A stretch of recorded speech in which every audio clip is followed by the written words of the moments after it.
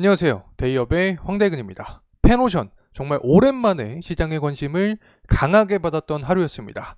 할인거래 이슈가 엮이면서 그간 외면도 받았다고 생각이 되는데 금일 해운주의 이 대장 역할을 또 하면서 새로운 물고 같은 게 아닌가라는 생각도 듭니다. 중국발 훈풍과 이 밸류업 지수 편입, 업황의 개선도와 주주 환원까지 앞으로 펜오션의 중요한 방향성, 관계자와 대화를 통해서 알아냈습니다. 오늘 영상을 통해서 공개하겠습니다. 먼저 금일 이 흐름을 파악해 보겠습니다. 9월달 이후로 서서히 시장의 관심도가 증가를 하더니 금일 해운주 대장 역할을 할 만큼 강한 움직임이 나타났습니다. 그간의 할인과 이슈도 있었죠.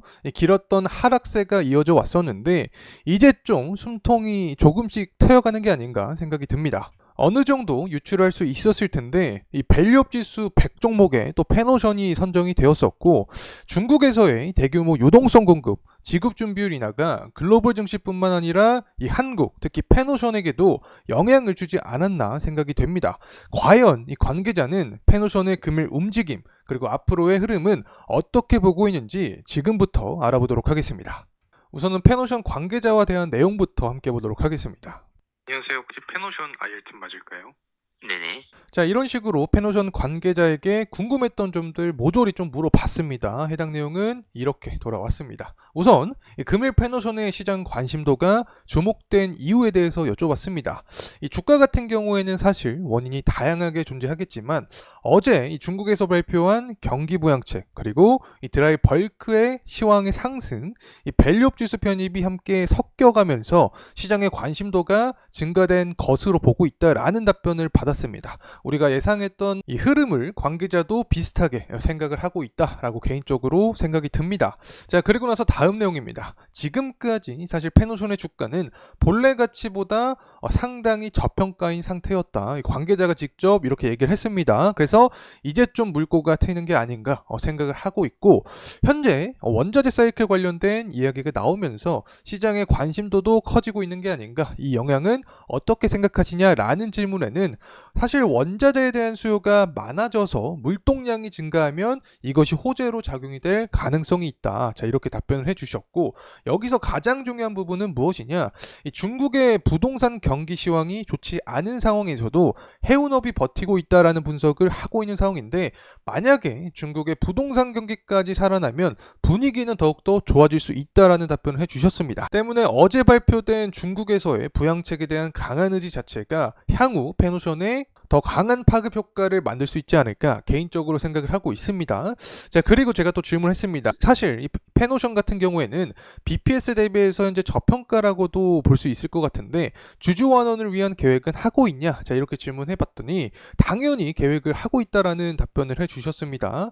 정부에서 계획한 밸류업 가이드라인이 있는 상황인데 이 단기적인 주주 환원이 아닌 중장기적인 방향성을 고려를 했을 때 아직 목표 설정이라던가 수익성 부분에서 계획 단계에 있는 상태다.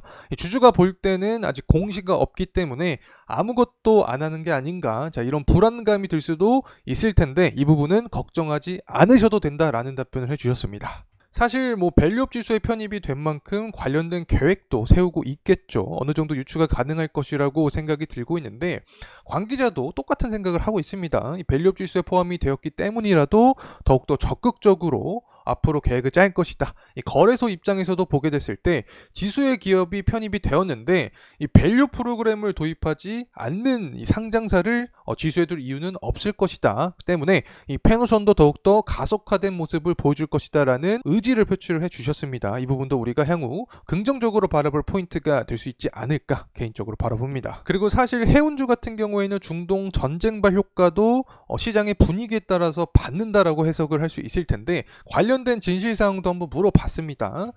이 중동 관계가 확산되는, 이 전쟁이 확산되는 상황에서 해운업이 움직임을 보일 때도 있는 것 같은데 과연 이 부분이 펜오션에게는 어떠한 영향을 주냐. 컨테이너 운임을 올리는 이유가 사실 백길이 막혔을 때 운임이 올라가는 효과인데 아무래도 이 펜오션 같은 경우에는 기업의 특성상 벌크선이 많기 때문에 다른 해운주와는 조금 달리 효과가 덜한 사실이 맞다. 하지만 시장 분위기 차원에서는 관련된 긍정적인 효과도 받을 수 있다. 자, 이렇게 요약해서 넘어가면 좋을 것 같습니다. 현재 철광석 가격을 보게 됐을 때 수요 자체가 그렇게 강하게 올라온 것 같지는 않습니다. 현재 유가라던가 구리, 천연가스 가격은 상승을 해주고 있죠. 중국의 지급 준비율을 인하하겠다라는 내용으로 유동성 자체가 들어오면서 가격 상승까지 이뤄진 건데 철광석에는 이런 모습이 아직까지는 나타나지 않고 있습니다. 석탄 가격도 마찬가지인 모습이죠. 만약에 이 원자재 사이클 관련된 흐름이 나타나주면서 철광석에 대한 수요도 증가를 하고 유동성 자체가 들어오면서 가격이 상승한다. 그렇게 되면 물동량이 증가를 할 수 있겠죠. 관계자와 대화를 했듯이 이 경우에는 페노션에게 긍정적으로 작용이 될 수 있다는 점 말씀을 드리고 싶습니다. 때문에 앞으로 이 원자재에 대한 방향성도 어떻게 흘러갈지 지속적으로 추적할 필요가 있다는 점 말씀드리고 싶습니다.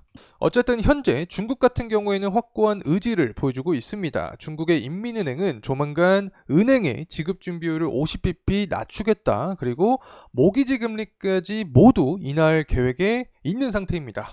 금융시장에 종합적으로 한 장기 유동성이 1조 위안이 제공이 되고 부동산 시장을 회복시키기 위한 계획으로 시작을 하고 있는 거죠. 부동산 먼저 회복이 된다라고 하면은 중국의 전반적인 경기 회복세가 보이면서 원자재에 대한 수요도 증가할 수 있다. 그럼 이 부분이 자연스럽게 물동량 증가로 연결되면서 페노션에게 호재로 작용될 가능성이 있다는 점 우리가 생각을 해보면 좋을 것 같습니다.